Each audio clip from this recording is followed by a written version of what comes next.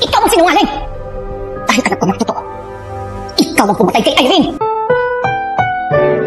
Ang susunod na programa ay rated PG. Ito ay nangangailangan ng patnubay at gabay ng magulang para sa mga batang manonood.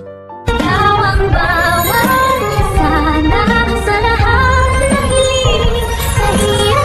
Ikinasal yung Irene Castro kay Doc Carlos Benitez. Ha? Oh my God!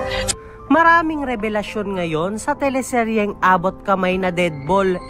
Pangarap pala. Una na dyan ay malalaman ni Annalyn mula kay Justin. Nakasal pa kay Irene ang kinikilala niyang stepfather na si Carlos. Dahil dyan ay pag-uusapan ng Marites Department ng Apex na pangungunahan ng dalawang malulusog na nurses na si Nurse Karen at si Nurse Evan ang naging kasal ni Doc Carlos at Lynette. Wala daw bisa ito sapagkat may asawa pa si Doc Carlos. Mahuhuli naman ni Zoe na pinagpupulutan ang kanyang totoong daddy. Go Zoe! Mag-react ka na para maramdaman ng mga marites ng Apex na mag-ama talaga kayo ni Carlos. Samantala, sa sobrang katangahan ni Lynette na lagi naman silang tatanga-tanga yung mga bida dito. Haha, char. Pero inuna pa kasi ni Tisay na mag-empake ng mga damit niyang iilang piraso lang naman kesa magsumbong sa mga pulis para hulihin na si Carlos. Kabwisit ka din naman talaga, Lynette. Ano ba ngayong magiging silbi na kahit nalaman na ng lahat na walang bisa yung kasal nyo ni Carlos at single ka pa din? Kung baka sa pag-aaway nyo ni Carlos ay malaglag ka rin sa hagdan tapos makomatose ka din tapos magka-amnesia ka din tapos tatagal ng napakatagal tapos hindi na matapos. Haha, char. Pero malay natin baka naman si Carlos yung malaglag o kaya naman walang malaglag sa kanila, it's a prank na naman sabi ni Direk. Haha, charot.